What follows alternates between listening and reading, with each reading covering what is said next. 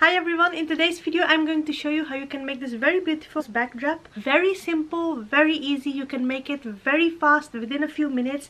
You can make it very easily at home. You can use this decoration as a Christmas backdrop, but you can also use it as a birthday party decoration, a wedding decoration, Valentine decoration, anniversary, or any other decoration. In case you're new to this channel is all about party decorations, holiday decorations, and all kinds of other DIYs. So if you haven't subscribed yet, click on that red subscribe button right now so you don't lose my channel and you stay updated on all my future uploads. All the decorations on my channel are exclusive, which you can't find anywhere else on the internet. So that's reason enough for you to subscribe.